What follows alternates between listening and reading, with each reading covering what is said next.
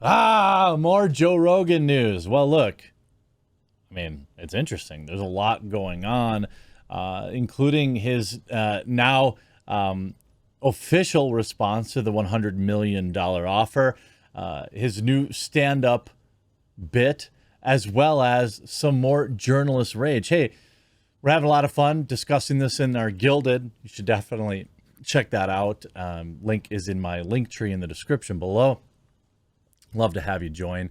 And I really appreciate everyone that's been subscribing over the past few days. It's been really awesome. It's going a long, long way to helping us out, helping new people find the channel. Now, here's a response. Joe Rogan has reportedly turned down $100 million offer to move his podcast. Spotify has hung in with me inexplicably. That's fair. Rogan says he has no plans to leave Spotify anytime soon. During a Q&A after a stand-up in Austin, Texas, on Tuesday night, Rogan said his controversial podcast would remain on the streaming platform, according to The Hollywood Reporter. No, Spotify's hung in with me inexplicably. Let's see what happens, Rogan reportedly said Tuesday night in response to a fan question about potentially taking his show somewhere else.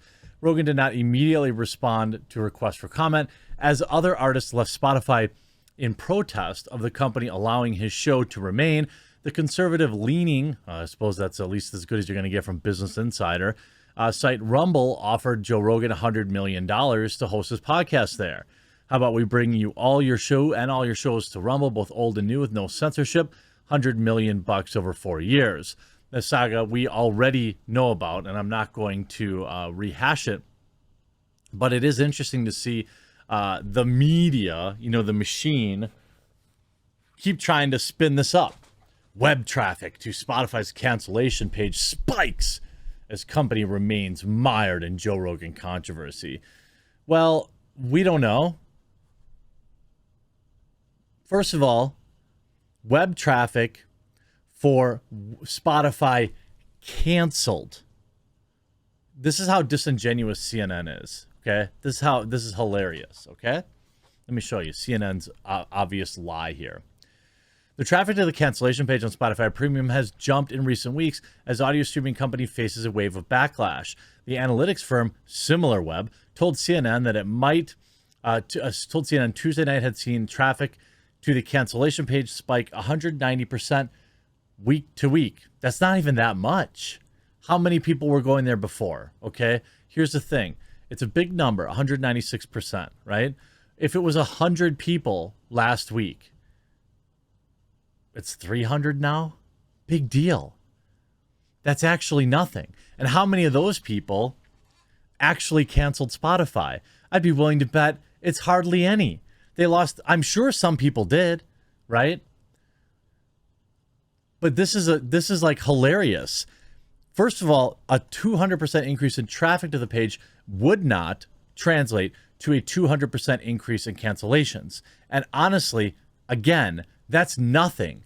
For this to be like a real number of cancellations, it would have to be in the tens of thousands before Spotify would ever even care. The set of data compared traffic from the week starting January 17th to traffic starting on January 24th. In the week of the 17th, there was 40,000 visits. In the week of the 124th, there's 118,000. Okay, big deal. So 40,000 people a week are already canceling or going to the cancellation page. That seems high. And then so you have 1 week at 118,000. Big whoop. This is like nothing. And then they put quote spot. And then what they're showing here is Google trend data or search data to Spotify canceled. Now, is this actually visits to the page, or is this number of search results? Right? Because this is Spotify canceled. Weekly visits to Spotify Premium's cancellation page nearly tripled. How would you know that? You'd have to have direct access to their analytics, which you don't have. You can guess, but even your guess isn't that impressive. Spotify Premium monthly fees start at $9.99 and go up to $15.99 for a family plan. There's also a free version The company said its most recent earnings report that it had 180 million paying subscribers. 180 million. And if they cancel, even if every one of these 118,000 people canceled, it's irrelevant. And they didn't, by the way. Of course they didn't. How many of them were people that wanted to post something on Twitter or Facebook and brought up the cancellation page so they could screen cap it? Most of them. I'd be willing to bet that of the 40,000 people that on average visit that page, only a small fraction of them actually cancel. Still, increased traffic to the page is notable, according to CNN. Seema Shah, who leads SimilarWeb's research team, told CNN that she hasn't seen something like this in Spotify's history. This is a huge spike. It implies people were passionate about the issue and took immediate action. We'll see if it keeps rising. What a dumb quote. Do you think people are dumb? Just because traffic spiked to the page doesn't mean that the cancellation spiked by the same rate. I guarantee people canceled Spotify, of course. But clearly not. They would need to have seen millions of people go to that cancellation page. 10 million, 15 million, 20 million. To probably even have seen 1 million or 2 million cancellations. And even that is pittance compared to the 180 million you have. It was nothing. Nobody canceled. Isn't that funny? Nobody canceled. A couple hundred. Isn't that funny? What they tried to do is write a hit piece, but what they accidentally did was revealed that, really hardly anybody canceled. And that's data over a week, my dudes. A week. So that's not even 118,000 in a single day. And again, that's visits. And again, the base is already 40,000. That's hilarious. Then Joe Rogan returns to stand-up, mocks his controversies. Joe Rogan returned to the stand-up page Tuesday night with a self-deprecating set that mocked and discussed his recent headlines. I used to say it. I was talking about a Richard Pryor bit or something. I would have said it in context. Somebody made a compilation video of every time I said the word over 14 years. They put it on YouTube and turned out that it was really bad. Even to me, I'm watching and saying, stop saying it. And I put a cursor over the video and I'm like, 4 more minutes? I haven't used the word in years, he added, but it's kind of weird how people will get really mad if you use that word and tweet about it on a phone that's made by slaves. And then segued into a bit about labor conditions at overseas cell phone factories. Later, he mocked his other major controversy, the misinformation. I talk about stuff for a living. That's why it's so baffling to me. He said, if you're taking poke advice from me, is that really my fault? What dumb stuff were you about to do when my stupid idea sounded better? You know, that dude who made people eat animal dongs on TV, how does he feel about medicine? If you want my advice, don't take my advice. I think it's pretty hilarious, to be honest, how none of this mattered.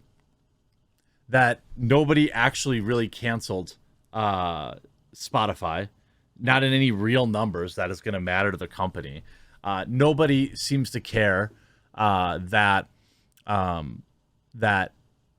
he said the word.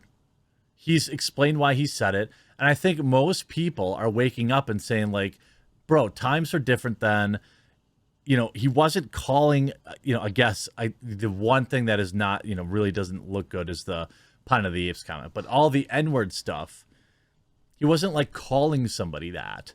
And people knew it. This caused Spotify literally no damage. Like, seriously.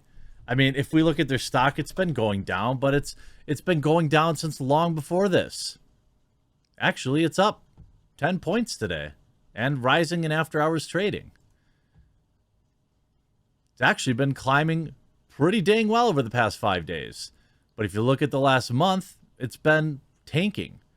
It used to be at $230 a share. Now it's at 175. I mean, after a really good week so far. But, you know, NASDAQ has been rebounding this week. It's gone as the market went, and Spotify probably pulled ahead during the lockdowns, and now everything's readjusting. Just like Netflix. But I think it's pretty hilarious that it turned out that, well, nobody ended up canceling Spotify at all. Hey, if you're new to the channel and that red subscribe button down below is still red, it means you haven't subscribed. And if you made it to this point in the video, I hope you've been entertained, educated, informed by all this coverage. And I ask if you might consider clicking that red subscribe button. I know you might have to create an account or whatever, but I would really appreciate it. I hope you enjoyed this video. I hope you had a wonderful day. We'll talk to you again real soon.